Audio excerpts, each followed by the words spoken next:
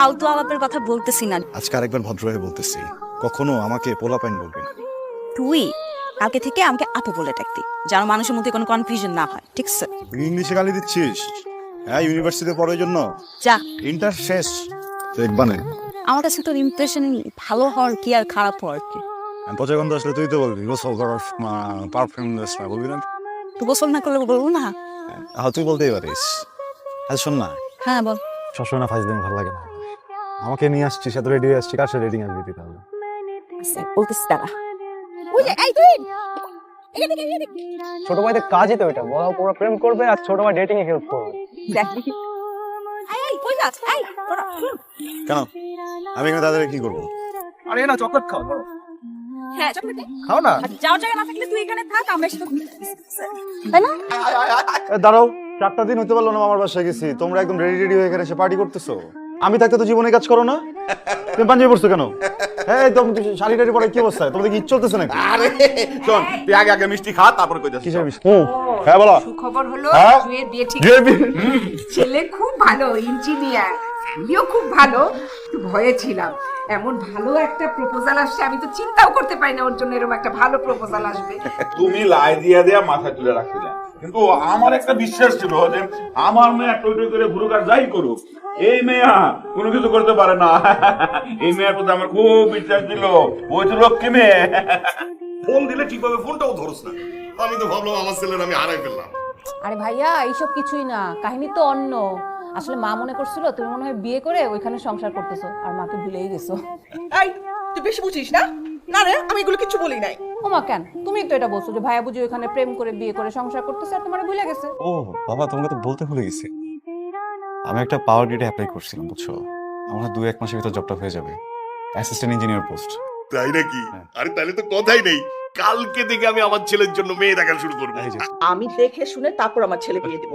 কেমন আছিস? যেমন রাখছিস, তুই কেমন আছিস? ভালোই তো মনে হয়। তোর কি মনে হচ্ছে দেখে কেমন আছিস? তোর যেহেতু মনে হয় ভালো আছিস, তাহলে ভালোই থাকবি। একটা প্রবলেম হলে সলভ করা যায়, তোগুলো প্রবলেম কিভাবে সলভ করবো বল? আর একটু চেষ্টা করতে। বড় আমি তো চেষ্টা কম করছি বল। মোস্ট অফ দ্য টাইম তো সেন্স থাকতো না। একদিন এমন ভাবে গলা চেপে ধরছিল জানিস, আরেকটুর জন্য মনে হয় মরে যেতাম। তখন ডিসিশন নিলাম যে এই রিলেশনশিপ আর কন্টিনিউ করা যাবে না। একটা ডিভোর্সি মেয়ের জায়গা কোথায় বাসায় জানাই নেই কিছু, না পেরে মাকে ফোন করলাম।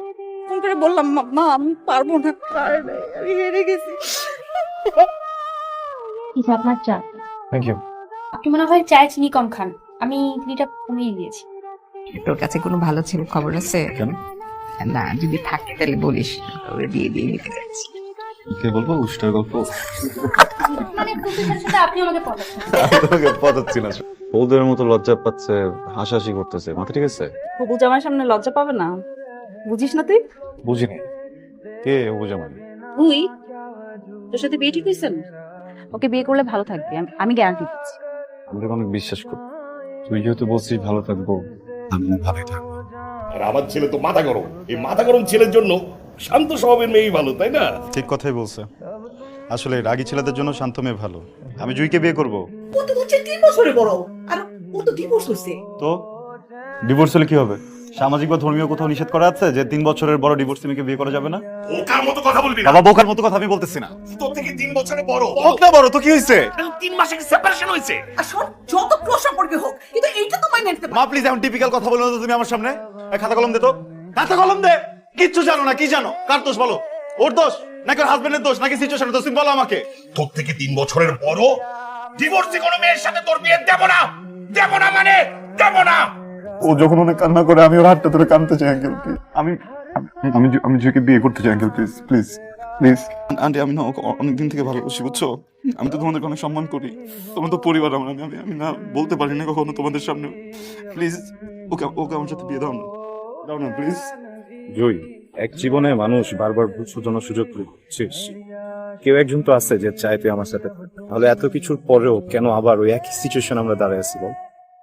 তোর চোখে আমি কবে ম্যাচিওর হবো বল? কবে হব? আমার চুল পাকলে, আমি মরে গেলে? অনেস্টলি একটু আমাকে বল, নিজেকে জিজ্ঞেস করে, তুই আমাকে ভালোবাসিস নাকি বাসিস না? ভালোবাসি।